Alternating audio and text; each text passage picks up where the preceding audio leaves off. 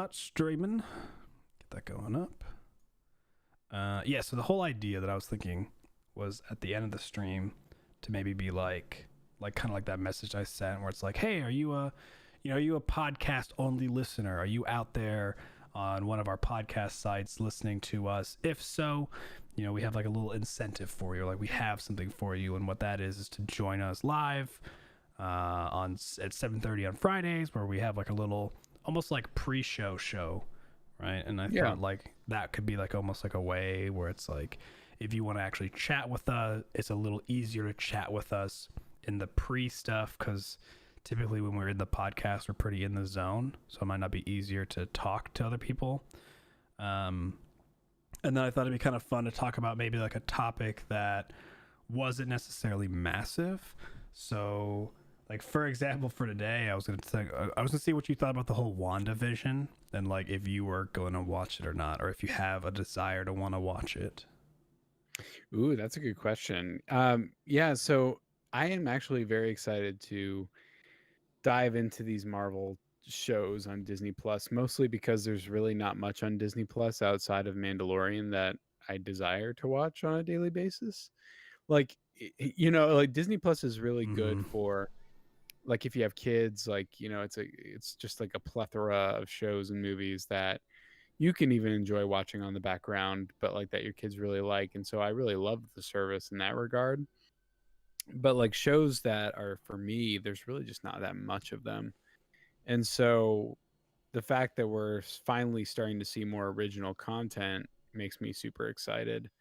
Um, and it's also kind of nice to kind of return to the Marvel universe. I feel like ever since Endgame, it's just kind of been quiet for a really long time. And by a long time, I know it's really only been like a year and a half, but still, like, it's nice to come back to that universe, even if it is in a TV show form. I haven't watched it yet. Honestly, I'm probably gonna wait until until the full show is done, um, instead of watching it week by week.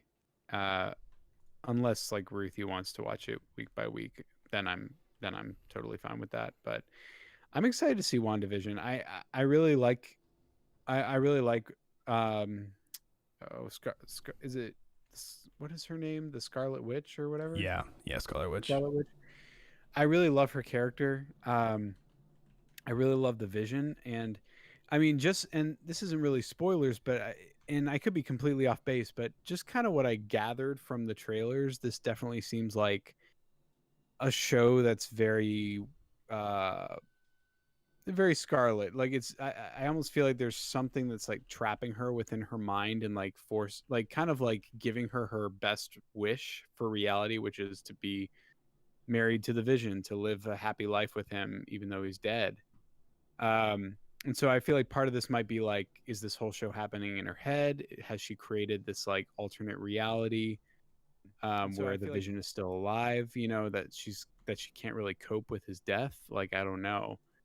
Um, but I'm very excited to see how it is. Uh, Reviews for it have been generally good, like generally positive. People haven't been like praising it out the wazoo, but it's only the first two episodes, so it could be a slow burn. It looks like it, like with these types of shows, they usually are, Mm-hmm. to kind of pump up to the big reveal of whatever it is. Um, but I'm excited for it. I'm excited to watch it.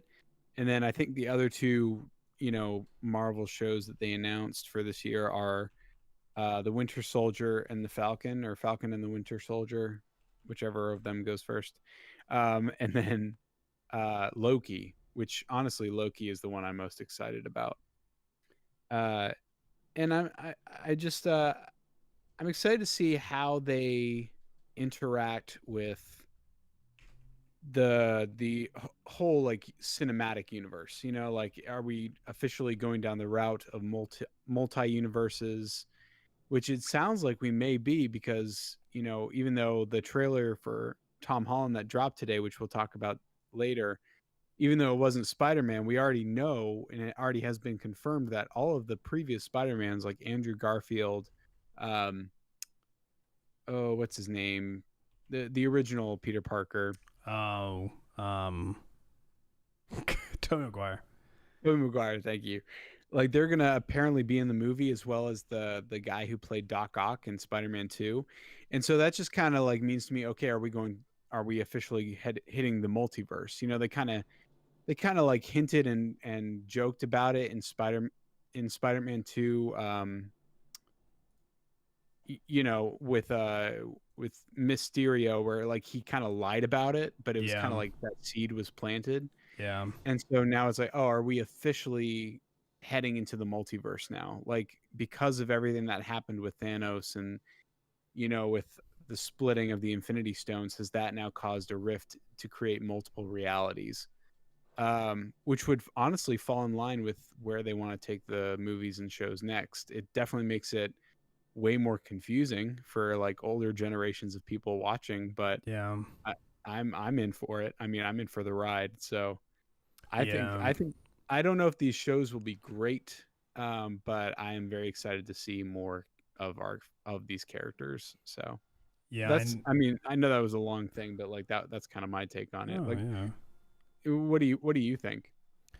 Yeah, I know that the whole universe, multiverses and whatnot is definitely really massive in the both Marvel and DC. Like even DC kind of traverses the multiverse.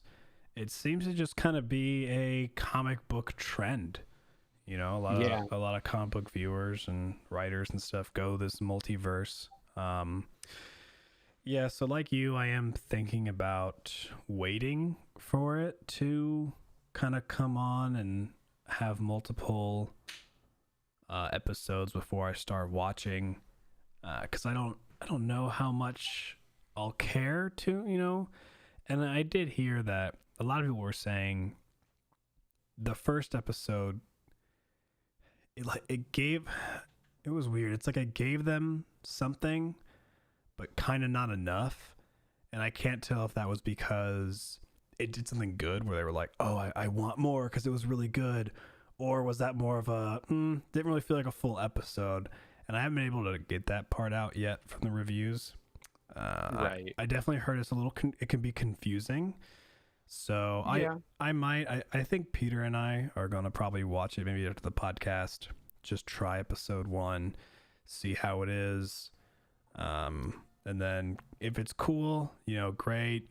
If it's not, yeah, I might just wait for the whole thing to come out because that will be, well, I guess we don't know. We don't know how many episodes. If it'll be kind of like Mandalorian, which is what, 8 episodes?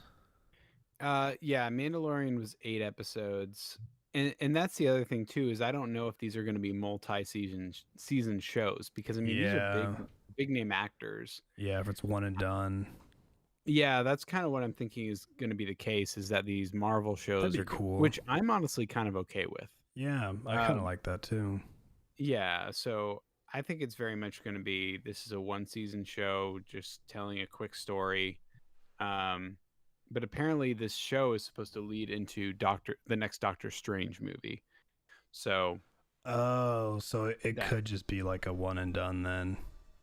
yeah, same with Loki, I think. And you know, I kind of get the vibes from uh Falcon and the Winter Soldier, that this is very much a show that's kind of Falcon kind of coming to terms with the fact that Captain America wanted him to be the next Captain America. Yeah, And maybe like Bucky helping him yeah, reach that level of like, you are Captain America now. yeah. And like, so, which I feel like is a great idea, because you know it's uh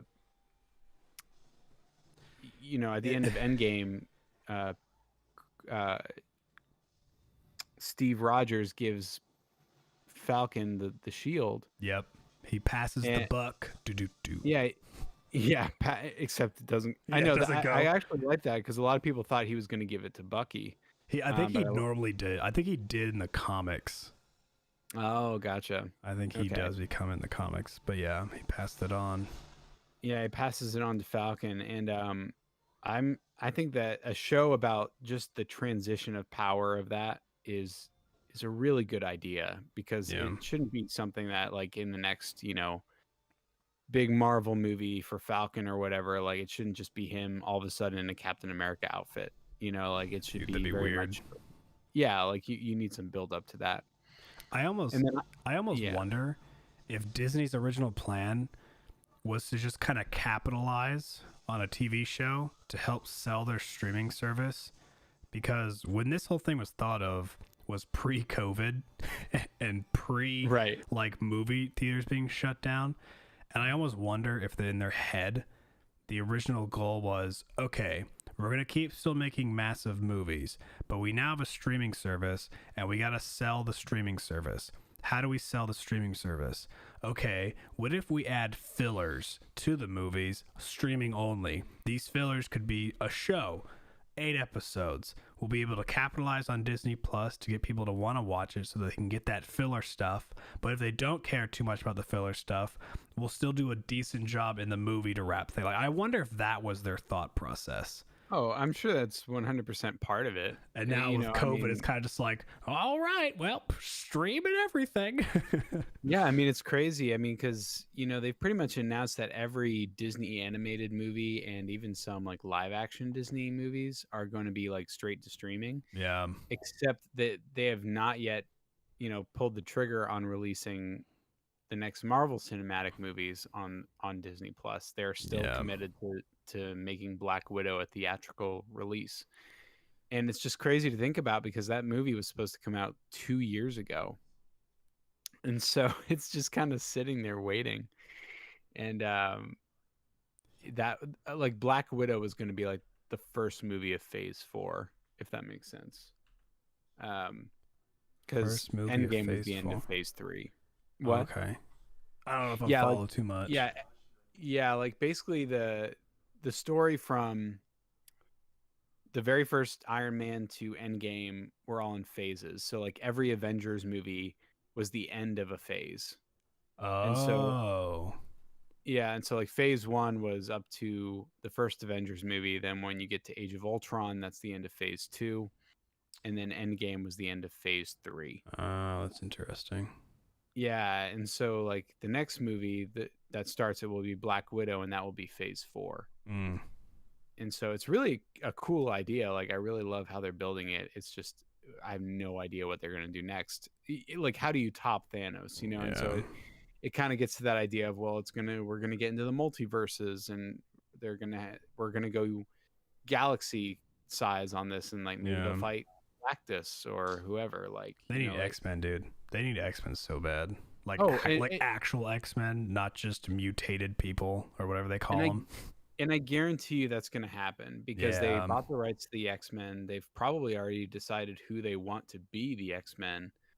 And I guarantee you, as like a post-credit scene on one of these first Phase 4 movies, we're going to see like Wolverine dude, that'd be so cool to see his claws. Like you hear like ching, ching. Right, like you don't even have to see who it is. Maybe just see like the mutant with the claws. You know, like X. See the X appear. The what? See the X appear. Yeah, like I have no doubt we're gonna see that as a teaser at the end of one of these movies at some point, at least in the next few years, depending on how long this whole thing lasts. But I agree with you. I have no doubt the X-Men are going to be incorporated into this.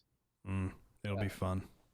Yeah, I'm excited to see finally a good X-Men movie. Yeah. Well, sweet. Well, that's your pre-content, folks. Kind of doing a little pre-show stuff that we do for people who kind of come in live. I see we have Dark Castle in. So Dark Castle, thank you for joining us. Just giving a little content to those who kind of come in live. Today we just talked about WandaVision and kind of our opinions about that and just kind of the Marvel stuff in general, because we did not put that into the podcast today because we are focusing on some other pretty big topics. So we decided to maybe come up with a little pre-show stuff where we might talk about something, might give a little more time to like chat with other people. But I think with that, it's time to go in. So Max, would you want to do the honors to segue us into our podcast, episode 10? Oh my gosh, we are on episode 10. That's crazy. Here we are. We are at a decade. That doesn't match. We're at 10. 10. Anyway, what's up, everybody? We are calling all nerds, and you have answered the call, the beacon in the sky. We are your friendly neighborhood hosts that talk about everything within the entertainment zeitgeist, and we are so excited to talk about some amazing stuff tonight with you all. Thank you so much for joining us for episode 10. And like Tyler was saying, it's so cool to see that we are now officially in the double digits. We really have just a few main topics today. This is probably not going to be a very long one for this week, but that's fine. But we got some main topics. First off, being CD Projekt Red's apology that they officially announced. We also have some crazy Lucasfilm news. Oh, with they're going Star Wars. crazy. The what? They're going crazy. Yeah, they're going crazy. Star Wars is no longer EA exclusive, and so now all heck is breaking loose. All these new ideas, and thank God EA is no longer in control, because now we can finally get some great games. Except that they did do a good job with Jedi Fallen Order. They did. I will give them that. I kind of am sad because now that it's no longer under EA, I don't know if we're ever going to see a sequel to that game. Probably not. So, probably not, but that's okay. That game was still great. And then finally, Bethesda Machine Games is going to be making their own original Indiana Jones game.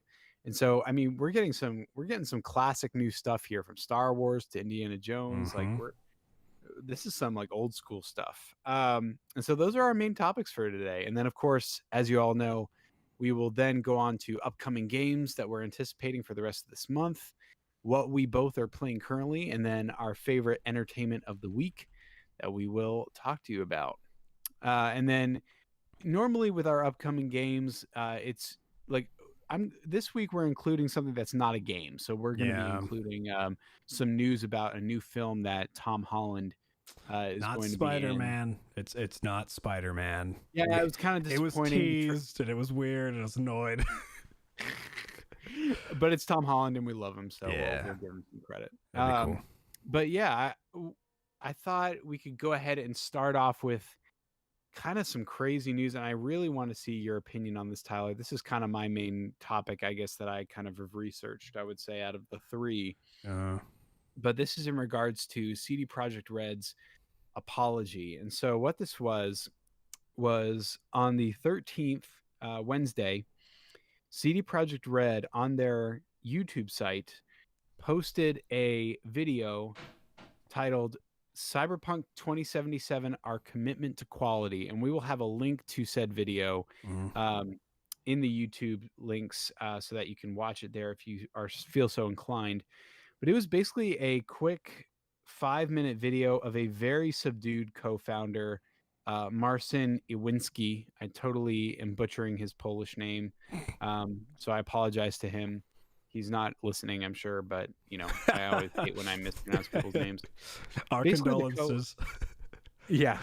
Basically, the co-founder of CD Projekt Red came out and apologized on behalf of the company for just the absolute train wreck that the release of Cyberpunk 2077 has been. But in a lot of ways, just from watching the video, they didn't really take ownership of any kind of wrongdoing. Which, I mean, it's pretty you can't really hide the fact that they were kind of caught in the act with how they released this game. They kind of talk about how they were working on the base console version of the game in this video up to date for like a day zero patch, and they thought that with the day zero patch it was going to fix all the issues that the base console would have, which just reading the comments in YouTube from other big developers, they were like, yeah, I'm calling bullcrap on this because nobody believes a day zero patch is supposed to fix basically the entire Did you turn on a PS4 and look at the game? Because if you didn't, that's a problem. Yeah, and so they kind of put the blame. They said not to blame the developers, which we didn't in the first place. No one was believing that. We were blaming the executives for making the decision, because their bottom line is they want to have their investors happy, to get more money, and their investors are not happy. No one's happy. They're kind of reaping what they're sowing at this point. But basically they kind of put the blame, like, in no uncertain terms. Like, he kind of said, oh yeah, this was just not caught during QA.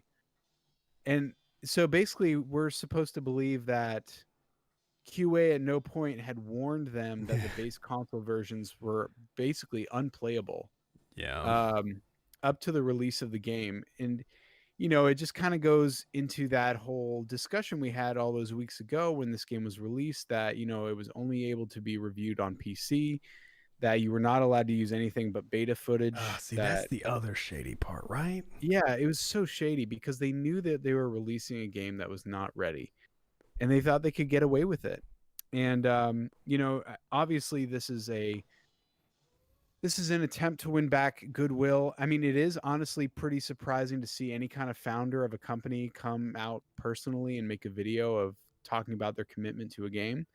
But it just seems completely half-hearted. Like it kind of feels like they've missed the entire real issue, or not that they're missing it, but that they're trying to hide it still. That they're trying to like come out and say, "Oh, look, we're apologizing," but you're really not owning up to anything. And then at the very end of the video, Marston showed a roadmap of 2021 of what's going on with this game, and it's a very bland Vague. roadmap. Like it looks like a roadmap that someone made up in like an hour. Yeah. Because literally it says for like January and February, there's going to be 2 major patches, patch 1.01 and 1.02. And then it's just complete gray. Like Yep. it's saying like, and then throughout the rest of this year, we are going to be, releasing multiple more patches with a plan to release our first round of DLC in the first half of this year, and then by the second half of this year, releasing the next generation version of this game. Yeah, which is and the way this is positioned to try to help with like people who might be listening. Well, I guess even our live site doesn't show it, but to try to like picture this. So you have 2021 on the left side and 2022 on the right side. So Right. patch 1 and patch 1 or 1.1 and 1.2 are definitely Q1. But then literally the entire rest of it is this gray area. So you have a very small, like fourth of the entire line. Honestly, like even less than a fourth is these first 2 patches. And then it just says multiple updates. And the one thing to kind of note is now picture in that gray line, free DLC is on the left, kind of towards the start, whereas free next gen console update, it's definitely down the line, a little more close to that 2022 area. So it's interesting to see that because it's like how much longer will it take? It might take that 1.1, 1.2 to help previous gen. Might take to about March, let's say.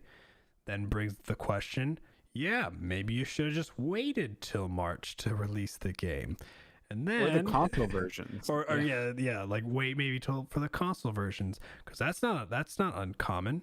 I've seen plenty of games that have come out on PC first, waited a while. Sure, they're indie games a lot of the times that you see people do that. So like Stardew Valley is a great example. That came out on PC first. As it got popular, it trickled down into others. I know Cyberpunk's a little bigger of a game to do that, but you could release it in a few months down the road, allow console players to get it, especially with a big desire of console players wanting to play it on the next gen.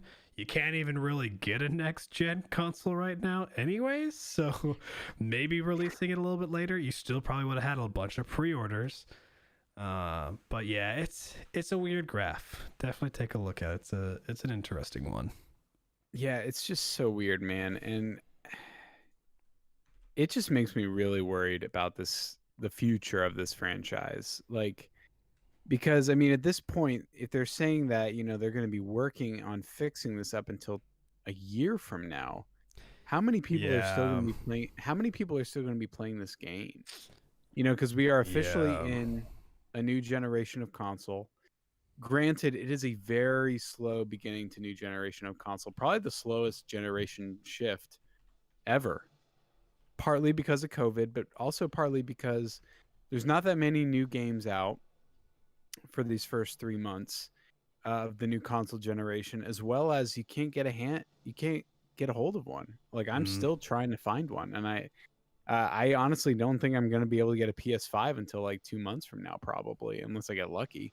Yeah. Um, but it's just kind of one of those things where, by the time that they fix all these issues, if they do for the base console, which honestly they have to fix the base console um, before they release the next gen, re- you know, edition of it, or otherwise, like no one can upgrade from the base gen to the next gen. Like this Mm-hmm. game is, that's the crazy part. This game is still not available to buy on PlayStation. You cannot buy this game Oh, right yeah, I now forgot on the about PlayStation that. They Store. just took it off. I forgot about that. and and I mean, just from what we've been reading over the last few weeks, the amount of people playing this game on Steam on PC is drastically dropping. People are beating this game and then they're just not going back to it. And so, you're not getting a huge game base of people. I don't know how it was with The Witcher 3 when it was released, but that was a game that just people wanted to stay in for a very long time. And then they just pretty like quickly released the big expansions like Heart of Steel and you know um Wine Blood and and blood. Wine, Yeah, which was an wine. amazing expansion. And they released those, I believe, within either the same year or within a year and a half of the game's release, and it just kept people coming back to it. And that's Yeah. why Witcher 3 was so successful, was because people just wanted to keep playing it. I did And hear that Witcher 1 had like some bugs for sure. Like so like right. the very first one that came out, but I don't think between the Witchers it got to an extent of unplayable. I think they were definitely like playable states. Oh yeah. And there weren't as many game breaking bugs that were being found like they had in Cyberpunk. But yeah. Yeah, I really just think CD Projekt Red bit off more than they could chew with this world. I mean, just the verticality of they I just feel like they just kept running into problems. I mean, even the co-founder said that. Like they just kept running into issues that would break the game. And I really think that they were just in over their heads on this. I feel like they had the right amount of ambition. They just did not have the follow through to really make this the game they wanted to make it. They kind of always hyped up how this world was going to be livable. Every NPC had a story if you followed them around, and then you see people saying like these NPCs are mindless drones. Like there's Oh there's yeah. no You there's can't have no like full conversations. You can't talk to any right. of the smaller shops that are just posted around. There's also annoying bugs where if you accidentally shoot a gun or swing a weapon, if you look at a crowd, No one turn around, reacts. and then look back, they all disappear. They literally just disappear. So their quote unquote living, breathing community just literally disappears. And it's like, oh, okay, Yeah. this was living and breathing, huh? This is pretty dead. And then now there's like a federal class action lawsuit against CD Projekt Red for releasing a game under like false pretenses from a consumer point of view. And it's just such a mess. It just makes me sad to see them fall so low. And I feel like they thought coming out with this video was going to mend fences, and I don't think it's enough. I don't think they've won back any kind of goodwill with this because no one's really Yeah. buying it. Like So no yeah. one's really buying it. Like you can't really say anything at this point. Like take Mhm. a page out of the book of the guys who did the space game. The name escapes me. Space You game. played it. The what? Space game? Yeah, there was that game that came out and everybody like hated it, and the company like went dark for Oh, No years. Man's Sky. No Man's Hashtag Sky. No Thank Man's you. Lie. Yeah, yeah, yeah. Yeah, They're and called. they Oh they gosh, had their redemption story and came back and just really made this game amazing. And you I, know I it's so just hope funny with them. So with No Man's Sky, everybody knows about their redemption, right? Everybody knows that it happened. They commend Hello Games for doing a good job, and everybody's like, please don't be like them. It's like, good job that Hello Games came up and came out on top, and had a redemption, but please, everyone's like, please, for the love of God, do not be like them. Please just make a game and do not have to go through what they did, because not many people would survive that. I'm surprised Hello Games survived what they did. And it's just like, it's just funny because everybody knows them for that, for sure, that they made it through, and it's like, good job, just please don't anybody ever copy this because it was awful. Oh yeah, and I mean, to close out this topic, I agree. I just hope that this whole kerfuffle with CD Projekt Red, that thanks. That's the only thing I can think of at this point. I just hope that it changes the industry for the better, to like be like that like, oh man, we cannot pull this because it's going to destroy us, or it's going to like really not do well for our company. Yeah. So I hope that it's better. It really kind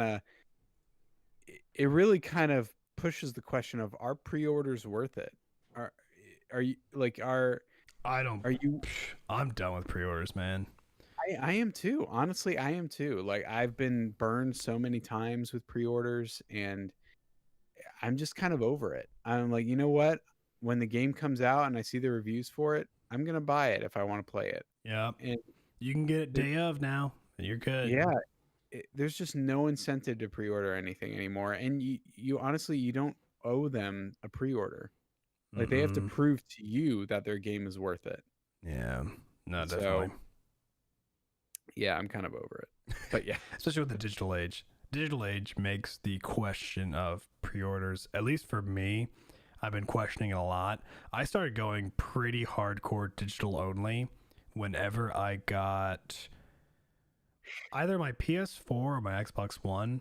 And my PS4. So my PS4 really drove pretty hard, a whole digital thing. I was buying physical copies of games at first, right? Like, so I have games like Until Dawn, Uncharted, Bloodborne, Spider-Man. Like, I have, well, Spider-Man I got later on because it was on sale for like $5, but I have like a lot of early on games as discs. But then you could definitely tell as time went on, I started getting more into digital.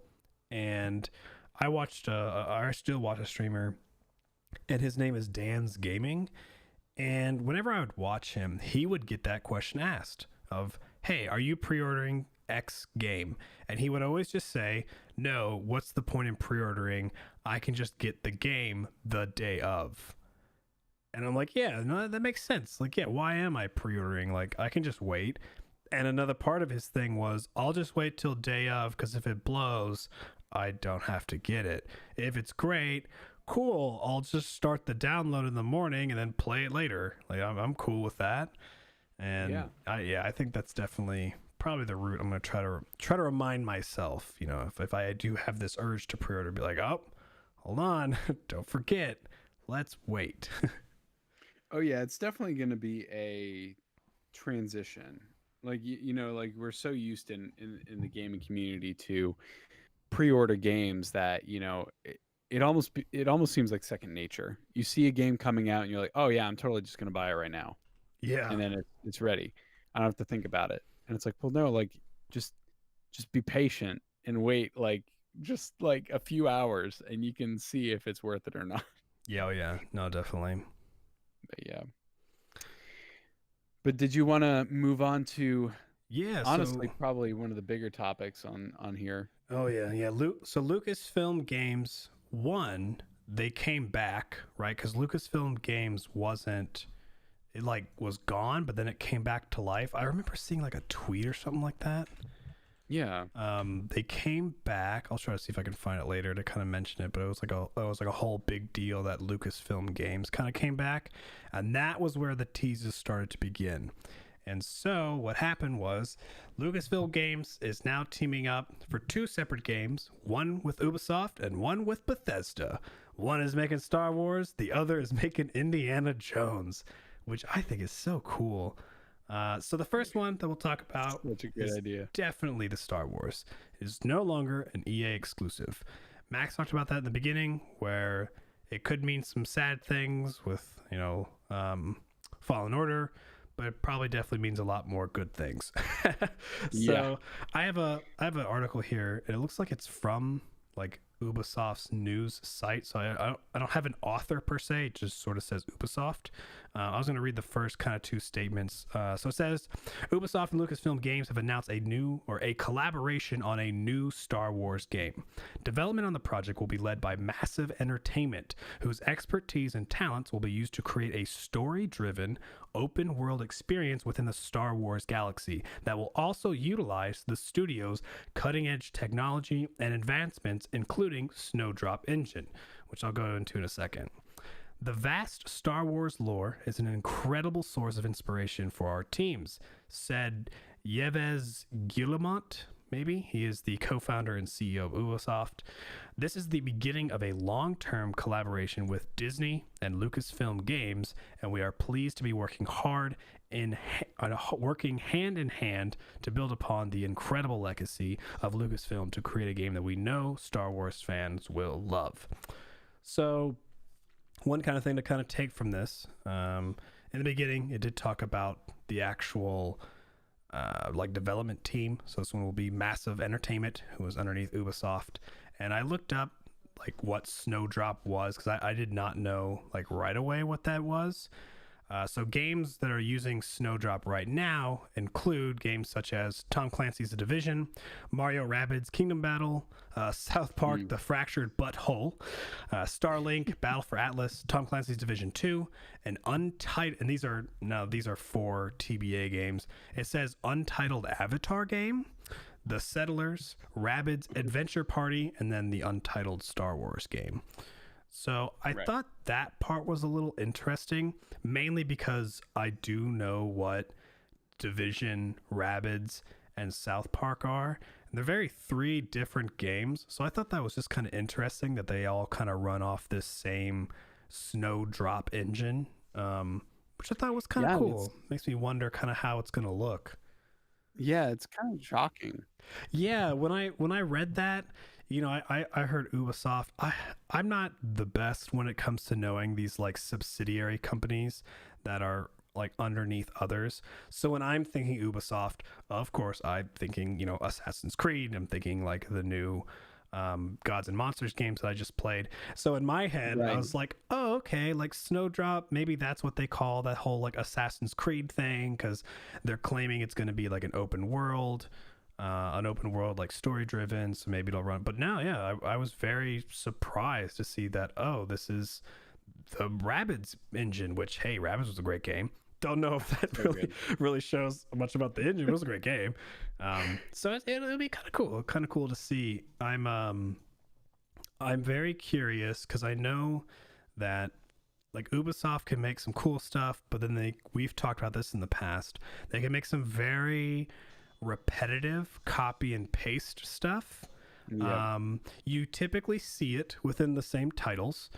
So by that I mean, you know, when you play Assassin's Creed and you play another Assassin's Creed, you see, I don't know what to expect. You see a good copy and pasting going on. With the Gods and Monsters games, it was pretty nice to see that it was a little different. Had some similar elements, but it was more like that Breath of the Wild. So I hope that this does take a whole new span. Like it might pull from some Assassin's Creed stuff, maybe. It might pull from some of the Phoenix Rising stuff, maybe. But I do hope that it is like its own third category. Like when I think of Ubisoft, I have their Assassin's Creed stuff in one section. I wouldn't put Phoenix in its own section because it is a new game, but I guess we could for just purposes like this.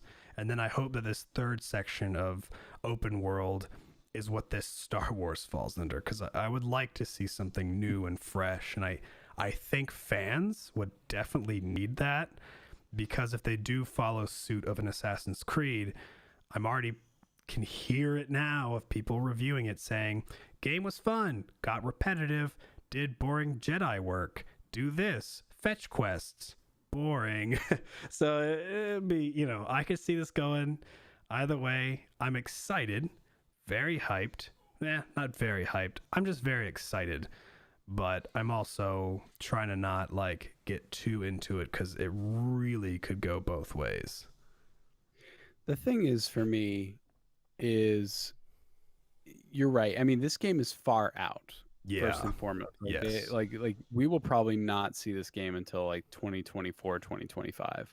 Yeah, Um, correct. They because are, they according to literally them, they are at could the not have. beginning of a new journey. They're still Right. working out Yeah. details, so they don't even have anything. Yeah. And I mean, they honestly could not do anything until that contract with EA was completed. Yeah. They probably already had like some ideas in the works of, and the thing is too with that is with a IP like Star Wars, I think that Ubisoft knows that they don't want to do another cookie cutter kind of job, and I think that's why they gave it to Massive Entertainment, or Massive Games, whatever. Like, because their games are all a little unique in their own ways. You know, you do kind of talk about Assassin's Creed kind of being copy and paste. Granted, Division and Division 2 are kind of that same kind of Yeah. style. Yeah. But you know, you have Rabbids and you have South Park, which are very in their own kind of lane. They both are very unique Yeah. in how they're created.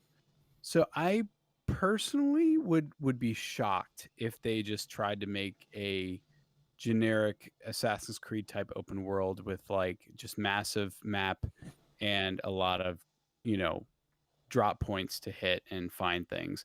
I feel like they have to know what they have here. And I mean, they talk about open world. This is Star Wars. Like there are multiple worlds, A and so big world.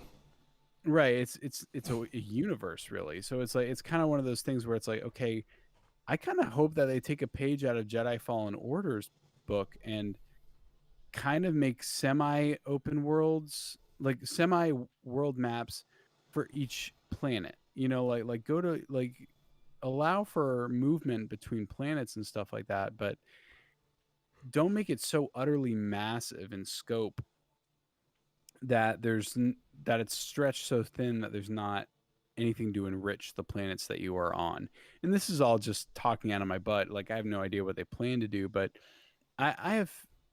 There's part of me that has faith they're going to try to take this a different direction. They've probably seen why EA lost the license rights after 10 years because they weren't able until the very last 2 years to come out with anything substantial. And so, you know, or something that was like different than we've seen before. So I kind of hope that Ubisoft doesn't take this for granted and make something really unique. Yeah, and I like at the end of this article that I did post for everybody to see at the end. It does talk about a pretty interesting question where it says, with two major franchises, Star Wars and Avatar, being developed by Massive Entertainment, what makes Ubisoft uniquely suited for developing games based on major IPs? And that's a pretty good note. You know, like they are working on some pretty big worlds. Like Avatar, that's a big world. Yeah. And Star Wars, another big world. And it is kind of like, yeah, do they kind of, I guess, stemming with what we just talked about with Cyberpunk, that's a company doing the same thing. They have their Witcher world, which is a big one. They have the Cyberpunk world, another big one. So the way they did it was they, you know, split in half. At least this is how they claim. It's probably not 100% in half, but so they cut it in half and they say, you know, these resources go there to Witcher. These resources go to Cyberpunk. Boom. With Ubisoft, I wonder if they're doing, I assume maybe something similar. Like you guys go to Avatar, you guys go to Star Wars.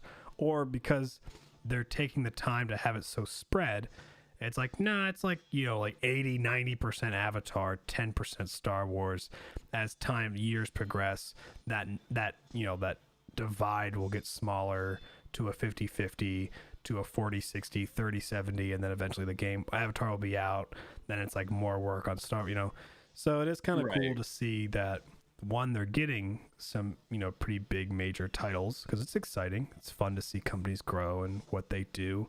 And scattered throughout this article, obviously it's a PR article, so they're going to have kind of like the typical words that you would think, but they definitely really talk about Snowdrop a lot and how this engine is going to really help them because of its capabilities, which is cool. Obviously, they're going to say that. I'm not going to say, yeah, you know, Snowdrop, it's all right. You know, 10% of the time it works all the time. So they're going to tell you, they're going to tell you it's awesome, which Right. it's fine. I'll take it for what they say. Cool. So it'd be nice to see what it can do then. Like, yeah, show us what it'll do. But yeah, that's definitely a big move. And like you were saying, it's sad because it might mean that Jedi Fallen Order is just kind of how it is.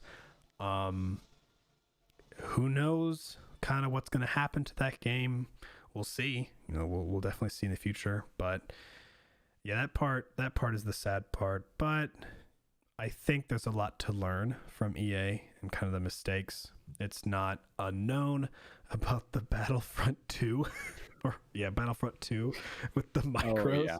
Or was that one? Whichever Pretty one much- that was oh my word. Yeah, Battlefront 2 pretty much single-handedly ended like Oh my the word. the huge use of microtransactions across the board of games. Just absolutely annihilated it. And it tanked their stock prices like crazy. Yeah, it was not a good look. And a lot of people have learned from it. A lot of companies have taken a lot from EA's mistake. Yeah, and like microtransactions are definitely still a thing, but nowadays I really just see them in like cosmetics. Really, Typically you only cosmetic see a only. lot of them. You only see a lot of them still in like sports games, like 2K or, Oh yeah, 2K loves doing micros. yeah, really any sports game. That's really still something that's a. So I guess it's, yeah, I guess it's still a natural thing for like multiplayer games that are like no story. It's all just kind of the same events over and over again. I probably see a lot more of them in those types of games, which is annoying, but those aren't really games that I play. So I guess to me, it feels like I don't really hear or see them a lot anymore. Yeah, they do have them in Assassin's Creed and like Phoenix. It is cosmetic only, but Right. I'm not sure if Assassin's Creed does it. But with Phoenix Rising, you can do in-game challenges to get like cool cosmetic stuff without actually having to buy it through real money. So I think that's kind of nice. Like they're like, some of them are super challenging too.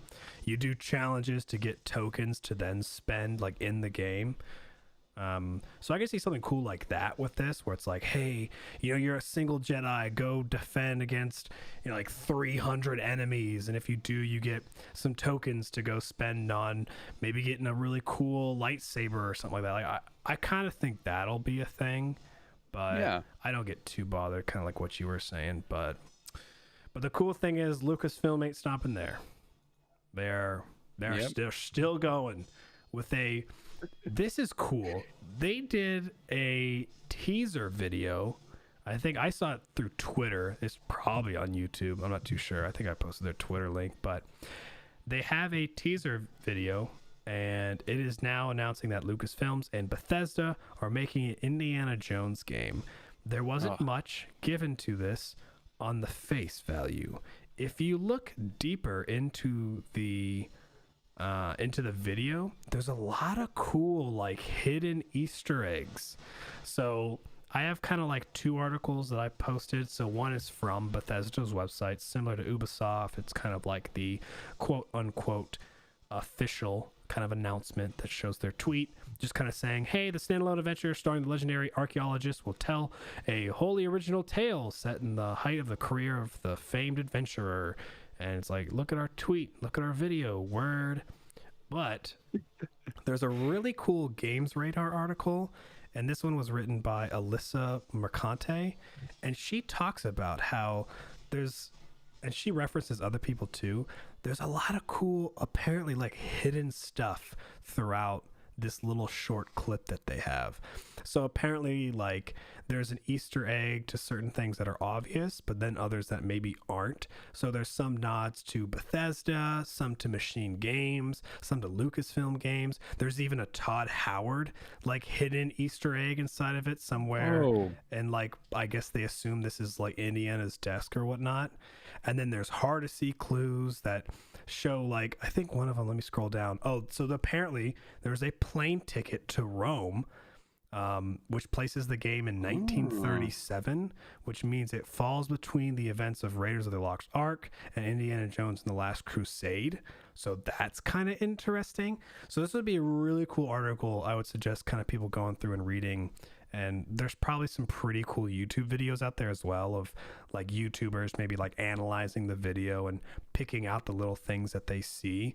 So it's definitely not like a hey, look at all this content. It's more of like a hey, can you find the content? Can you find the Easter eggs? Which is so cool because it's Indiana Jones, and that's what he does. He searches for clues, and he tries to find, you know, the Lost Ark. He tries to find all these kind of things. So I love that that's the way they tease this, is with you doing investigation work if you want to, you know. And I just thought that was really neat. So yeah, so big Indiana Jones game coming. What are your thoughts on that one? I mean, I'm super excited. I love machine games. I love Indiana. I am very interested to see how this game is, because my first thought when I think of machine games is gore. Honestly, is like blood right? and guts. You know, like it's like I think of Wolfenstein. Yep. I think of Doom. I think of these games that are very bloody, very gruesome. Yeah, definitely best, not Indiana Jones. You know, Quake. Honestly, the cleanest and super tight shooters that I've ever played, and I really love. But Indiana Jones is not really known for being that gruesome. It's not really known for being ultra violent or you know, like dark or anything like that. I mean, there's Temple of Doom, but that's dark in the sense of he's facing a cult more than anything else. But you know, like I'm very interested to see if Machine Games is able to take this route, and they could have already have done this before that I just may not be aware of. But you know, I would hope at least that this game takes on a little bit of a lighter tone. I imagine it'll still be a first-person shooter, which makes sense. I mean, Indiana Jones is a gunslinger. You use a whip, and so I like when I first heard about this, in my head I pictured first-person, you know, running through Rome or wherever you're going with your little pistol or whatever gun you have, kind of being like a pulp action kind of style.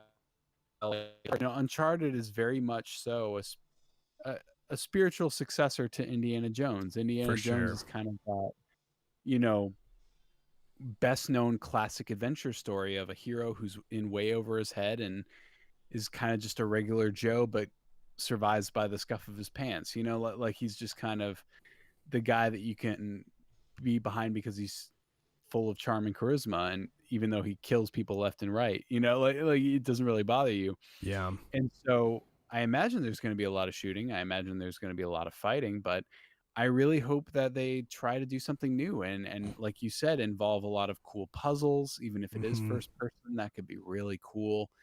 I really hope this is more like temple oriented and him like discovering ancient sites, if it is in Rome or wherever this game's gonna be held, and it be more about like those puzzles and finding the adventure of it all instead of just killing mindlessly. Which, if they do that, will be a very welcome change for machine games that I'd really love for them to kind of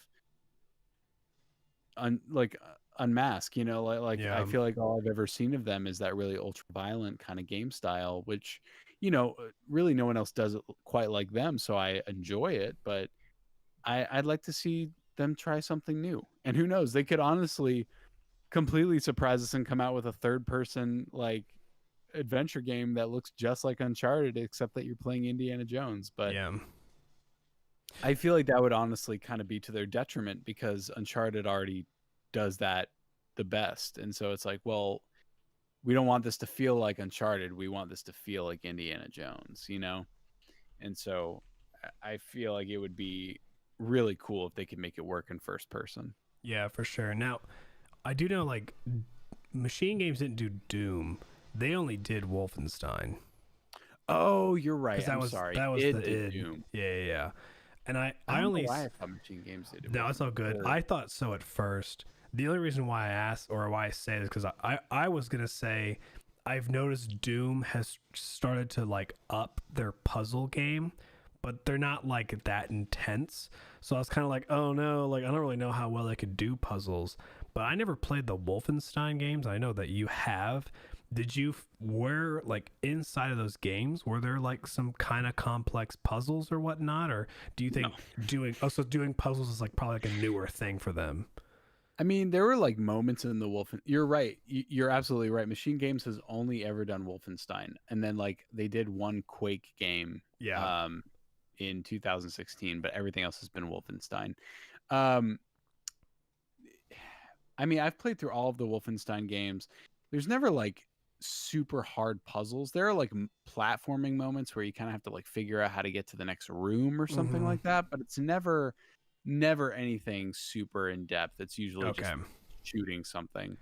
Uh, you know, like they're very much ultra violent games, whereas I think this is a welcome new journey for Machine Games. I kind of hope they take advantage of it and make it really cool. Yeah, I think it definitely, like what you were saying, it definitely needs good puzzles because I think that'll be kind of what's fun. Just running Yeah. around as Indiana Jones, like shooting and killing, would be kind of weird. I wouldn't really think it's that Yeah, enjoyable. because So that's not what having we know Indiana Jones for. You know? exactly, yeah. So it does make me curious to see kind of what minds they're going to be throwing at this game to be able to pull off like good puzzles. You know, is it going to be third person? Is it going to be first person? Are they going to try to follow suit a little bit with the Uncharted? Probably. I mean, if I was making it, I would probably do some stuff that was like Uncharted because If it ain't broke, you know, it's like for sure. I mean, because they're definitely similar characters. You know, you have like the wittiness, the funniness, the charm, all like what you were saying, and so yeah, take some of what's been working for the Uncharted series because obviously it did well. But unlike the Uncharted, at least you get to start with a character that people are familiar with, right? Like when you right. bring a new person in, like Nathan Drake, it is kind of like, oh, we got to build this guy up. We got to make the crowd love him, right? At least with Indiana Jones, it's like there's a lot of people who already love Indiana Jones. There's a lot of people who already know, okay, this is what he is. This is how I expect it to be. Yeah, you're absolutely right. Indiana Jones is probably like one of the top 5 classic movie heroes that everyone knows who Indiana Jones is. Yeah, It's which the is a same as double-edged sword. it's the same as Star Wars. Everyone knows what Star Wars is. Everyone knows what Jurassic Park is. Mm-hmm. Indiana Jones falls into that zeitgeist of like this is a character people know, even if they've never seen the movies. They know who Indiana Jones is. Yeah, And definitely. so, yeah. Yeah, and like it definitely is a double-edged sword because one, it's nice that you have a character that everybody knows, or at least a lot of people know, but it also could be kind of bad that you have a character that everybody knows because everybody's expectations have already kind of started to fill in. Like we've already started to fill in the gaps of, hey, this is my interpretation of Indiana Jones. What do you give out? And if you have something that's like totally wrong, even if you're trying to like have a nice creative outlet of saying, yeah, this is how we think Indiana Jones is, it's going to be like, you're the only one because nobody else thinks that's how Indiana Jones is. So it could hurt him, but it's huge. It's a massive person to kind of be able to take a storyline of, which, I mean, both of them, right? You get Star Wars, you get Indiana Jones. I mean, these are huge, which is cool. And I'm glad all that we know is just little teasers. Yeah, I mean, it makes me excited because I was really upset when Disney, I think it was Disney, I could be wrong, but whoever it was that shut down LucasArts. I was very upset by that because I really love LucasArts games. Like even like some of their early stuff from like their point and click adventure games, like, and the fact that it's come back. Yeah, And they're starting their comeback. And they're starting their comeback with their 2 biggest IPs, their 2 biggest stories. It just shows me that they're ready to come out swinging, and so I'm really excited to see what they bring to the table. Yeah, here's an old BBC article from April 4th, 2013. Walt Disney Company to shut down LucasArts, the game developer responsible for the Star Wars series. So this was 2013. Yeah. So yeah, it's been 7 years, and they've And I come guess back. yeah, and I should correct myself. It really isn't LucasArts. It's Lucasfilm Games. Yeah. So it's not the same company as LucasArts, Mm. but it's basically the same They, people or the same it's like minds. exactly. It's Yeah. definitely to bring it back, which makes sense. Let's give it like a more refreshed name because it has been 7 years. Oh yeah, for Um, sure. Another thing to kind of that I want to kind of bring up now too is because this is Bethesda, that's another company similar to EA that's been kind of having some issues. Now, obviously, this is a subsidiary Oh. company, right? Like this isn't actually like it's not the Bethesda who made Fallout 76. It's not that Bethesda. It is just part of them, right? And it's I don't know. It's like what do you like? Bethesda's still gonna have a say, right? They're still gonna have some word into this in some direction. Right. And now, I mean, this is another big title for them. And technically, the last thing that we've been getting from, well, I guess Doom Eternal, it's just so funny because Doom, everybody always knows Doom's going to be good. So you never count that. It's kind of like Bethesda, you just think of them in another category of like, okay, your Fallout Skyrim style, right? They kind of really burned hard with 76 because people wanted a new Fallout and they didn't give that. So now we're in this period where it's been since 76 and they did such crap during that time. They were being so weird, money hungry. They were giving out crud like merchandise that was literally awful, and they were just downhill. They're making like mobile games and all this kind of stuff. And now we're waiting for what was teased, that Skyrim, or an Elder Scrolls teased. They have that new, I always forget the name of it, that like space RPG. They teased that. We now have a tease of another Indiana Jones game. And I mean, these are a lot of games. It's kind of like building up in Bethesda's arsenal, and they're not really giving anything out that's really helped prove them yet. So I wonder how this is gonna go, because it would kind of suck if, let's say, their next game is this. I just can't remember what it's called. Something with the, I don't know, something with space, and if Starfield. that's it. Yeah, Starfield. I mean, if Starfield kind of blows and they bomb that, it's like, congratulations, you did a bad job again, and now we're still more nervous about the Elder Scrolls game. Elder Scrolls game comes out, it bombs. It's like, great. Now you have Indiana Jones, you're gonna bomb that too. So it's kind of like, man, I don't know. It'll be interesting. It'll be very interesting. Well, and the final point I wanted to that I totally did not think about till you mentioned Bethesda as well. This could mean that Indiana Jones is an Xbox exclusive Oh, snap. because You're so Bethesda right. because Bethesda is now within Max. Microsoft. No. Saying it so bad. I know. I mean, I could be wrong. They have it. It is under their discretion so to decide what good. games are exclusive and what are not. Holy crap. This could be their Uncharted. This could be like Microsoft's Uncharted, literally, and be like Microsoft exclusive. Oh, snap. That's why I'm saying, like, ever since Xbox, I guess, bought Bethesda or bought not Bethesda, but the ZeniMax. Yeah, ZeniMax. Yeah. Probably a lot of that stress has come down to them. But like, hey, we purchased you as to become a first party now under the Xbox umbrella. You need to bring some major IPs to make Xbox worth buying. And so there comes the idea of we can make the Indiana Jones IP and make it right with Machine Games. And that's the other thing I'm sad about, because I've never owned an Xbox in my life. I'm not going to be able to play Wolfenstein 3 unless I buy an Xbox. PC. The what? PC, probably. Yeah, that's true. Great point. Yeah, when I always forget now that I have a PC that Xbox kind of goes hand in hand with that. So that's very true. So we may get Indiana Jones on PC. Yeah, for sure. Gives me a little breath of fresh air there, but at the same time, that was just something I was thinking about. I was like, oh snap, this could be that's a solid point. This could be away from PlayStation, which good for Microsoft if they get some great IP, because honestly they need to they definitely have some to rival PlayStation, and it's going to take them a while, but it looks like they're trying to shape up their teams in a way that's like, we're going to be releasing games that are on par with PlayStation's, or at least we're going to attempt it. Yeah, and then this And is our attempt. yeah, right. This is our attempt. This is our attempt to release games that are going to be rivaling, what PlayStation has to offer. And so Yeah. I'm very excited to see if they can do it. I'm kind of rooting for them in a lot of ways, because I don't want PlayStation to kind of always hold that trophy of like, we have the best exclusives, because it kind of keeps them up in the air of like, we're kind of cocky. I kind of want to bring them down a peg. Get off your high horse. Right.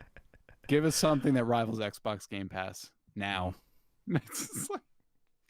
Well, that's cool. So that's what we got, at least for today, for our main topics. So CD Projekt Red's their apology, and then Lucasfilm Games coming strong, or coming back to life, or whatever you want to call it. And now we have some upcoming stuff, some pretty cool upcoming stuff. I didn't know about the first one that Max wrote down, but we have, looks like 4 upcoming kind of bigger games, and then we have a little bonus film. So Max, I think we actually did a really solid 2 for 2. If you want to go over the first 2 games, and I can kind of hit the last 2 games. Yeah, for sure. So the first one released actually yesterday, that I just want to put on people's radar, is Scott Pilgrim versus the World Complete Edition. So this was a game, it was released a very long time ago. But they just released a complete edition of it, and it is very much kind of an old style arcade game. Kind of like Ninja Turtles Travel Through Time. Like very like 2D, just kind of navigating a one path navigation, fighting enemies as you go through.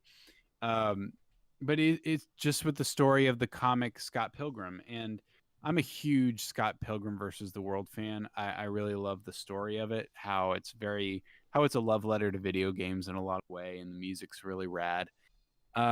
But the art style of it is really fun too. It's, the story of a boy who falls in love with this blue-haired girl while he's dating another girl, Knives, and he decides that he's gonna date Miss Blue Hair, and basically she has Ramona Flowers, thank you. Her name was escaping me for some reason. It's all good. But she has 7 deadly exes, and so the point of the game, and of course if you've seen the movie, it pretty much follows that same story as well, is you're going through this game, and every level you fight one of her deadly exes to win her heart. And it's just such a fun game. It's so metal. It's not metal, but it's punk. It's just very like angsty punk rock, this game is. And not enough people play it. I highly recommend it. It's such a blast to play. I know I'm going to be buying it at some point. And it's hard. It's hard as heck. Like, this is not an easy game, and it's not very forgiving. So just have a lot of fun with it if you like those. It's cheap. $14.99. Nintendo Store. Yeah, it's not expensive. For the Switch? Yeah. Snap. I'm gonna have to get it on the Switch. Sold. Dang, that's awesome. And then, of course, we spoke on it a little bit last week, but Hitman 3 releases on the 20th. If you're a big Hitman fan, definitely check those games out. It looks like they're changing up the style of this one a little bit. I hear like some of the levels are different from others, so it's not just the whole same open space mission where you can kind of just assassinate your target however you wish. There apparently are like different styles of missions where you're more of like someone was saying there's an episode in the game that kind of rivals the movie Knives Out, where it's kind of like a whodunit, and you're kind of like a detective or something in that mission. So it sounded kind of interesting to me. Like I've never been a huge Hitman fan, but for anyone out there that loves those games, definitely give Hitman 3 a try. Yeah, and then the last 2 that we have, I don't know too much about this first one. I have just seen a bunch of the trailers that have been coming out. It's called The Medium. That comes out on the 28th, so it's towards the end. I've been seeing a lot of trailers for it throughout kind of this past like COVID year of weird trailers and video announcements and whatnot. And the Medium one, It's definitely kind of like on that horror-esque kind of style of game where Yeah, psychological. you play as a medium, and so obviously you like traverse the I don't know, like different, not worlds but like spaces. It definitely Dimensions, yeah. dimensions, that's the right word. And so it's definitely been eye-catching because there's like some really cool looking visuals, like the trailers and whatnot have a very, kind of gives me like, I would say like almost like revamped Until Dawn look to it. They look like very real characters almost, and the worlds like flip upside down, kind of like Stranger Things, where there's the upside down, which is the same world but in like the different dimension. Yeah. So there's like that whole thing going on. So definitely not a game that I'm into, but it looks like a really fun game to watch. So I think whenever this game comes out, I'll probably really enjoy seeing some streamers. I'm hoping some of the big streamers start like playing this game. So that comes out on the 28th. And then additionally on the 28th, I just thought this was kind of cool to make note, the Yakuza Remastered collection also comes out on the 28th. So those are kind I of think it's PC, right? it just sort of says PS4, Xbox One, and PC. I don't know if this is the first. Let's see. August 20th, 2019 was when it came on the PS4.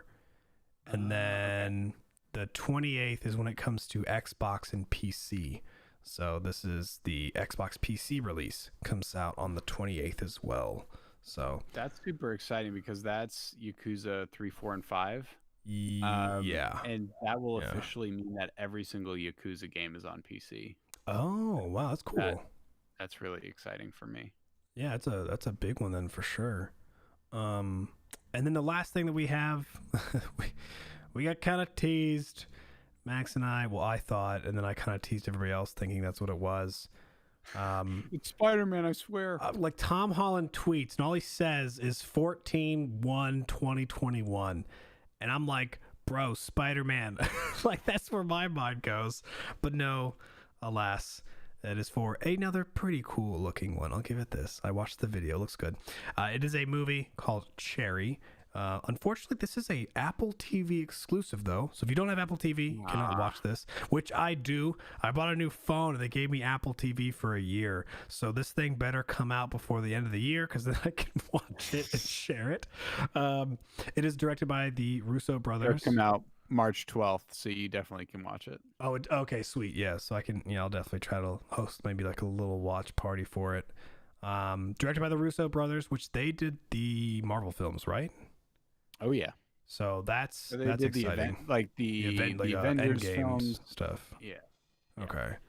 Yeah, so that's a big one.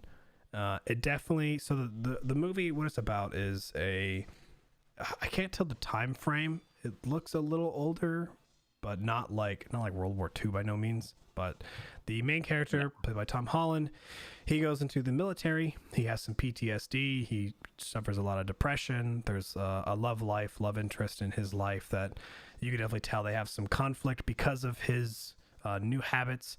He becomes addicted, and he becomes a robber. So he like robs banks. That was kind of the most of what they gave in the trailer. I would definitely go check it out. It's very fun to see Tom Holland take on these different kind of roles. We saw a little bit of this in that Netflix film. I forgot the name of it. You remember the name of that one? The Devil All the Time. Yes, which was a super unique Tom Holland kind of acting.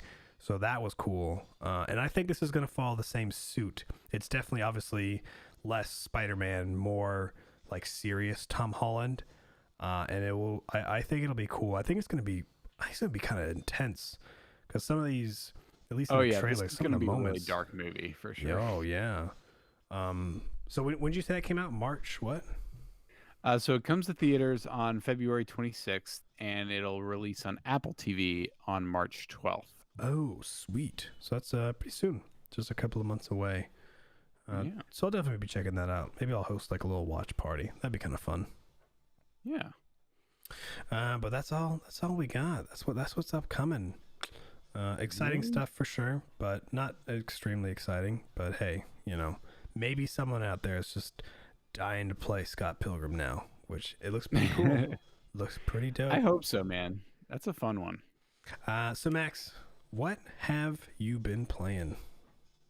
So I really I finally beat Trails of Cold Steel 4. You did. This I week. see it's not on the list. Good job. Yeah, it is officially done. 91 hours or 94 hours, I should say. Goodness gracious. Honestly, 20 hours of that was literally talking to every single NPC in every town, probably. Content, lore. Yeah, because honestly, you could beat that game in like 60 hours. I totally took my time with it and just enjoyed every second of it. It was beautiful. The ending was perfect. I loved it. It ended the saga of Cold Steel. It felt like Avengers Endgame. And now that I'm thinking about it, it's kind of cool. That's awesome. Yeah, so I really enjoyed it. Definitely glad it made my top 10 and that I was able to play it again. Yeah, for sure. Small season of time when I lost control of it. And so I kind of had to figure out what else I was going to play. And so I decided, I'm always kind of playing a JRPG on something. So I decided I would boot up Yakuza Like a Dragon, which is the newest Yakuza game, and got it on the PC. Looks beautiful.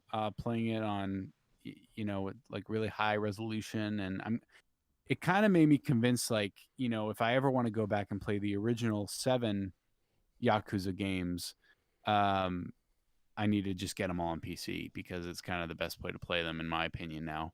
And I've played Like a Dragon for a few hours, and honestly, it's taken everything I loved about Yakuza and changed the one thing I didn't quite enjoy, which was the fighting style, and changed it into something I do love. It feels like Persona meets Yakuza, and I am all in.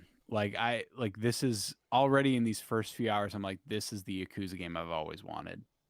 Because I've always loved the story of the Yakuza games. I've always loved the wackiness, the world, how real it feels to Japan. But I never loved the gameplay of it, and this has changed that for me. And so I can already tell, like, if they stay with this style moving forward, I will play every single one of these games. And honestly, I still want to play the original 7. It's just that they're all so much the same. Like, you're in the same town every single game. You're playing the same person every single time. The same mini games. It's really just the story that's different, and the story is always worth it. It's just how many times can you play in the same world 7 times before it gets old? It's kind of that whole idea, like with Assassin's Creed, where it's like it's starting to get kind of stale. And so I'm so glad that they changed up the style of the game to play like an RPG. Really, the battle style is pretty much just Persona, but in the best way possible. And it's in a different town, so now it's like a whole new place that I've never seen before. So it just feels like such a refreshing change, and I am all in. I'm ready to play this game all the way through to the end. And so I highly recommend it. It's super fun. It's completely dubbed, and the voice acting is incredible. And honestly, the main character is so much better than Kirito Kageyami was in the original 7 games, because Kirito was always a great protagonist, but he always kind of felt dull. Like there wasn't a lot to him. He was just always like the perfect fighter, the perfect guy. Didn't emote a lot, but he was just this steadfast rock, this person you could depend on. And you play as this character called Ichiban, who is very much kind of a hero to the misfits. He was raised in a brothel, raised on Dragon Quest. And so when you play him as a Yakuza lackey at the beginning of the game, he's very much wants to be a hero. He wants to treat people with respect, even the people he beats up for money. Like, he kind of like gives them a second chance. And he's like, I was raised playing these Dragon Quest games, and they kind of molded me to be the person I am. And so I want to be a hero. I want to be a hero that I played in Dragon Quest. And honestly, I think that's why the title is called Like a Dragon, it's kind of like a little like kind of fun note towards Dragon Quest. So it's like a Dragon Quest kind of thing. I remember. Oh, nice. Um, but he's such a heartwarming character. Has so much emotion already, way more than Kirito.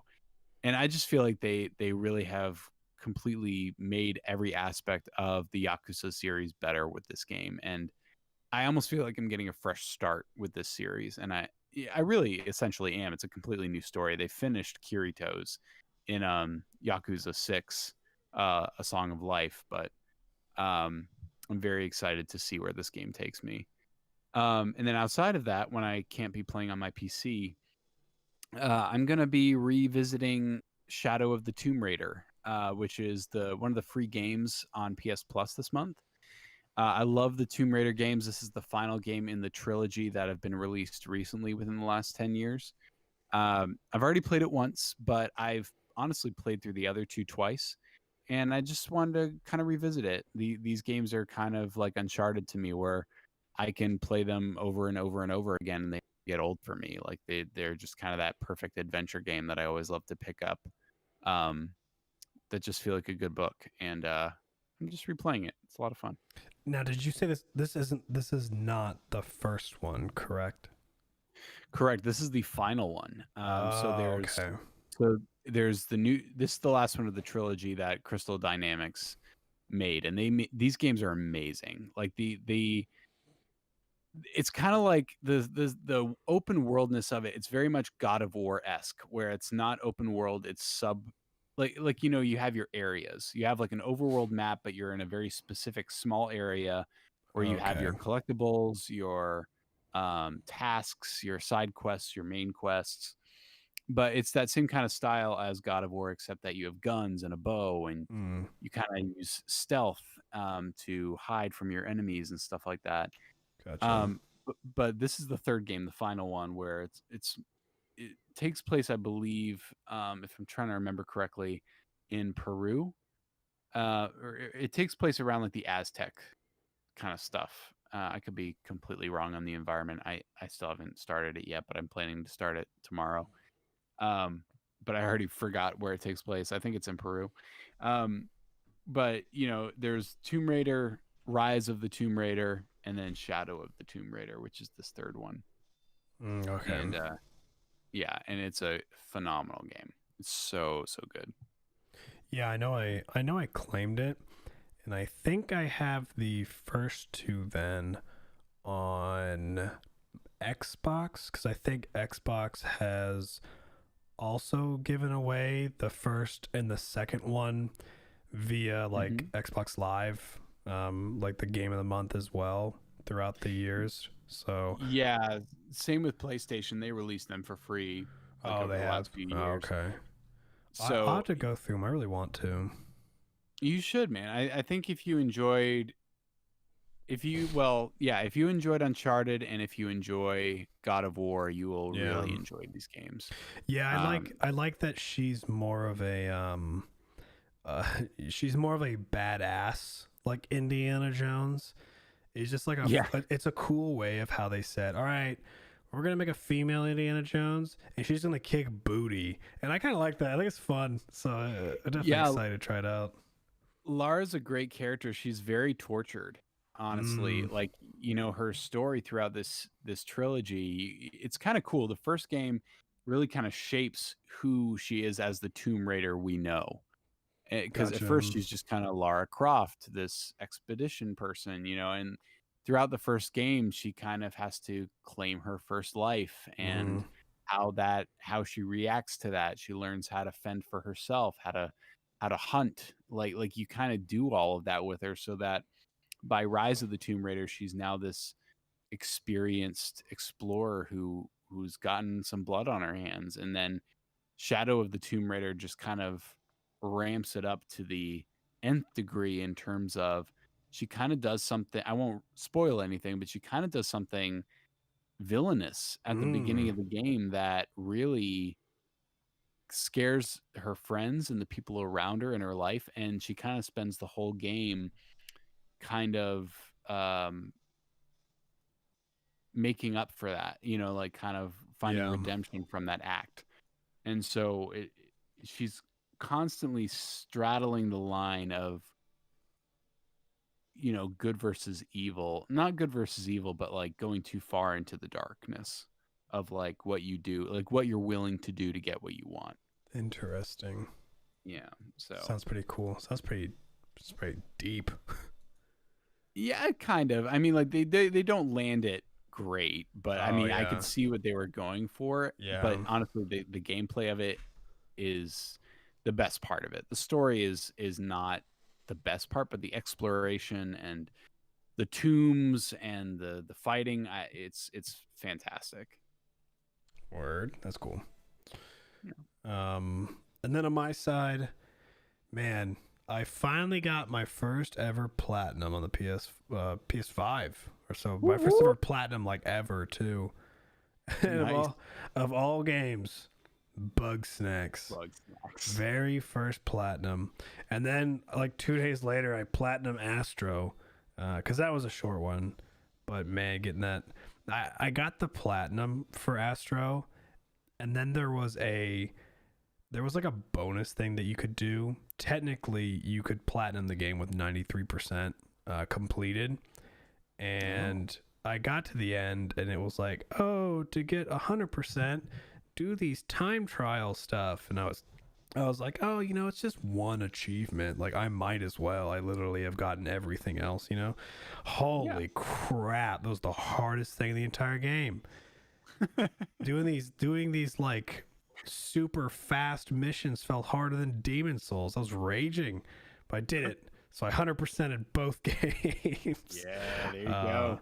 Welcome to the platinum life. Oh my gosh, it's so cool. My trophies have skyrocketed in the past 2 weeks because I've never gotten. I mean, I got Astro had like 30 something. Bugsnax had 30. I went up like 60 to 70 trophies, and it was crazy. But Bugsnax was an awesome game, and I won't spoil too much for it. But all I gotta say is, if you haven't played it, you plan on playing it, make sure to watch after the credits. Bugsnax 2, people. That's all I'm saying. Astro was fun. It was a massive nostalgic trip of just amazingness.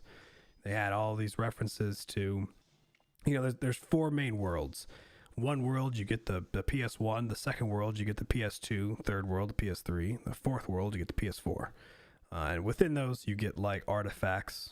You get like, in the PS1 world you get the console, the slim one, the controller, this, and they're all like interactive and fun stuff. There's puzzles to find, and there's a lot of fun stuff. It was a really cool like Sony thing, and I was like, leave it to Sony, man. They give it to you free, and it was just great. And the funny thing is it felt like such a good game.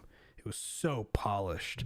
You could totally tell that Sackboy and Astro was made on the same engine, 100%.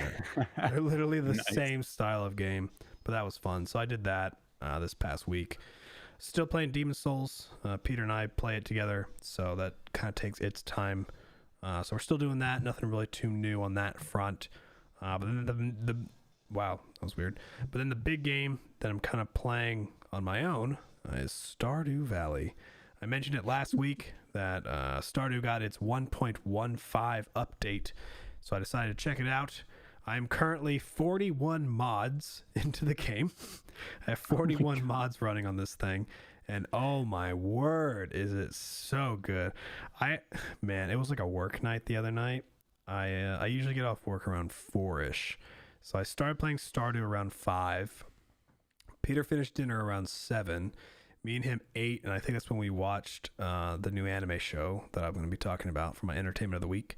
We watched that. Afterwards, I kept playing. Now, again, this is like a work night, and because I am the equivalent to an old man, to me, work nights are like how school nights were. And it was like, well, you got to wake up early, got to go to bed by like 9 or 10. It was midnight. Right. It was midnight, and I was like, I gotta go, man. It's like, because I could just keep going. It's just so much fun, because I realized through my first 100 hours of this game, I missed out on a lot, and I haven't played the game in a while. One, I have, but the like mobile versions, which is what I have, are like a good step behind the PC version. So I've definitely missed out on like 1.14, 1.13. So I've definitely missed some iterations, which is definitely in my favor because my first 100 hours was very vanilla Stardew Valley. Very just like, hey, here's this, here's some cool side quests and whatnot. And now, with all these massive updates that brought in new features for your farms, new quests, new UI things, mixing all this new content that Concerned Ape made, in addition to the mods that I've added, is really making it feel like it's a brand new game. Because I have mods that are really affecting visuals. So the look of the game definitely has a new kind of refreshing look that I haven't seen before, making me want to dive in more, right? And then I have some UI enhancements. I have some like quality of life enhancement that just make the game more fun. I downloaded a mod to have like a whole new cooking skill and it revamp this. And so the combination between the mods and 1.15 and before, it's felt like a new game, and I wouldn't be surprised if I get another 100 hours in this game, and my total play time is going to be like 2 something on this. So I've been playing that. Nice. It's been, I play this game. I have about like 20 tabs open up on like Stardew Valley Wikipedia pages. I have a farm planner opened up so I can plan out the layout of my farm. I'm investigating stuff, and it's great. These are all the things I love. I love these kind of like tycoon style video games where you just plan things out, and I love farming games. I don't know why. I just love them.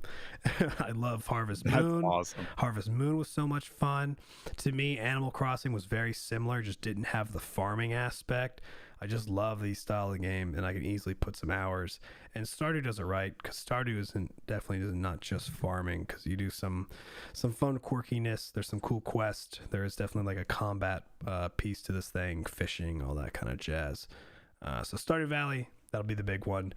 More than likely, we'll be hearing me say that on the podcast for the next few weeks, kind of similar to Max and the game that he was always announcing. So buckle up, get ready to hear some Stardew Valley stuff. Yep, for the probably. next few months. But yeah, so that's... We're just going to hear it for like the next year. Oh my Just gosh, Stardew for Valley. real. I've considered how much I could just put into this game, but... So that's me. That's what I'm playing, but it's been fun. Nice. I like it. Well, then, should we end out with the entertainment of the week? Oh, yeah. Calling all weebs. We got some content all for you weebs. guys. Both of us picked an anime. Yep, we sure did. Well, this honestly, this season, for those of you that don't watch anime, basically new anime is released every season. So there's winter, spring, summer, and fall. So every 12 weeks, a new series of anime are released in the dozens. And so normally every season there's usually like maybe 1 or 2 good shows to watch. This winter, literally so many seasons of shows came out that are just worth everyone's time. Promised Neverland season 2, Dr. Stone season 2, Log Horizon Zero season 3, Attack on Titan the final season, ReZero. Oh, yeah, season 2. ReZero. Yeah. Like there's just too much to watch. Like I had to settle on 5 shows, and I was like, this is all I can keep up with. Like 5 shows. That's insane. That's awesome. yeah, I it's love insane. But yeah, we both have anime from this season. And the one that I want to talk about is one of my 5 shows that I'm watching this season. It's called Eurocamp. And it is so good. It's not a slice of life per se. It's more of a just one of those chill shows that there's not really a story to it. This is just a show that highlights the beauty of northern Japan near Mount Fuji, and it's all about camping. This show is literally it's all the show is about. Every single episode is the main characters going to new campsites, camping, showing off their new equipment, how they're cozying up the delicious food they're cooking and eating, and taking in the amazing, beautiful sunrises and sunsets wherever they're escaping to that weekend. And that's all it is. That it's that simple, soothing music. It's a relaxing show. It's kind of it's a great palate cleanser for more of the action heavy anime out there, but it's just such a great show to just sit down with like a cup of joe and just relax and enjoy, and just enjoy the beauty that you see and the beautiful music, and you just kind of learn a new respect for camping and kind of learn some cool camping tricks that you may not have thought of. And I've just really been appreciative of it, especially with how stressful the world is today.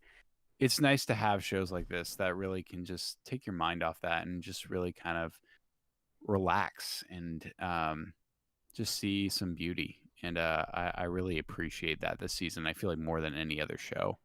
And so that's my recommendation is Eurocamp. Season 2 just started this week, or last week, I should say. And all of season 1 is available on Crunchyroll, as well as the first 2 episodes of season 2.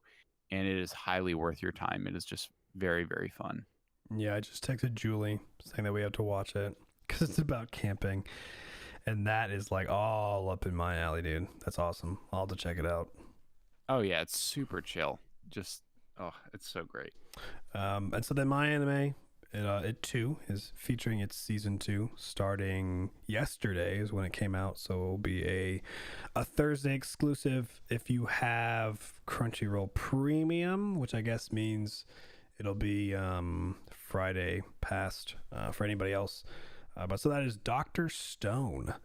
So Dr. Stone, I watched.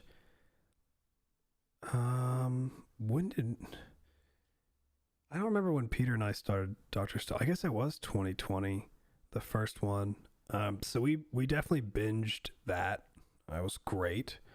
It is I wouldn't say post-apocalyptic, because I don't really know if it's an apocalypse yet. We don't really know too much. But so the entire world got turned into stone. Literally, the entire globe got turned into stone. It's been thousands of years have passed, and a kid has since kind of been revived in a way. He's broken out of the stone, and he just so happens to be a massive brainiac kind of scientist, and he is trying to rebuild society. Genius.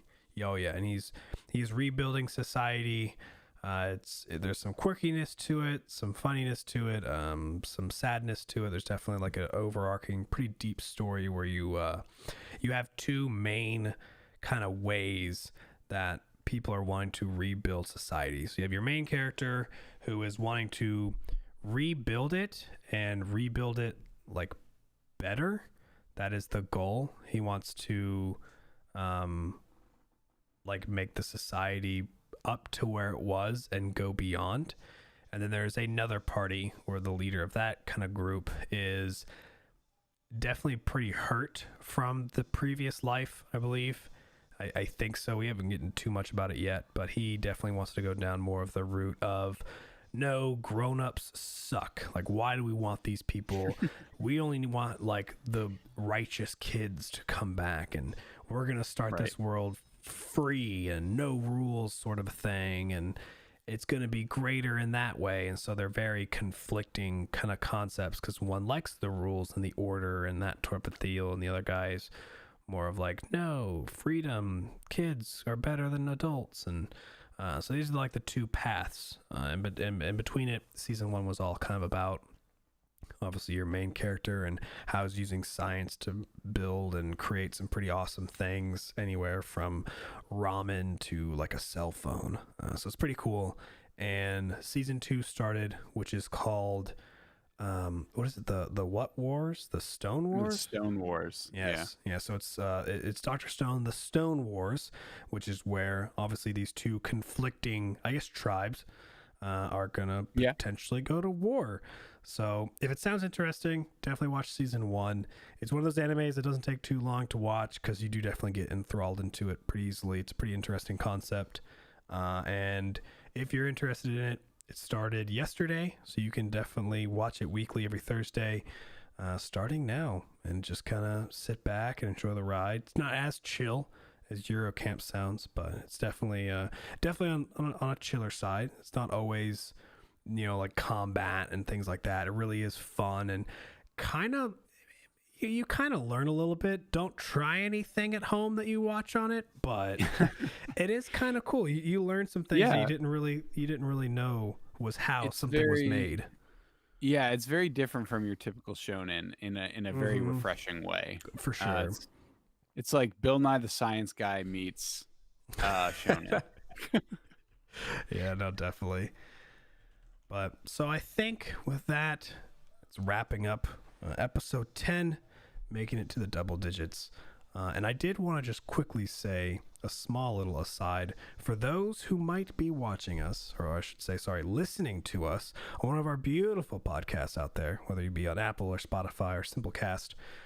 If you're listening to us right now, we kind of have something we want to tell you, and that is that you should totally join us live 7:30 every Friday for a little pre-show action. Today, Max and I actually talked about something that wasn't discussed during the podcast, and that was WandaVision and kind of some topics around the Marvel Universe, I would say. You have a little bit more chance to interact with us live. You can even ask us questions or whatnot through the chat, and it's just like a way to be able to kind of get some extra content, and it's also a way because it is a little hard to interact when we are live because we are definitely getting deep into these conversations. So we kind of adding this little pre-show stuff to kind of interact with the community a little bit better, and also just talk about some extra stuff that isn't making it to the podcast, just to give a little flavor. So if that sounds interesting to you, definitely join us. That's 7:30 p.m. Eastern time every Friday. And if we aren't going live, obviously we will let you all know. But yeah, just wanted to throw that out there. Awesome. Well, I think that concludes Calling All Nerds episode 10, and we will see all of you next week. Yes, we definitely will. See you later, friends. Talk to you all soon.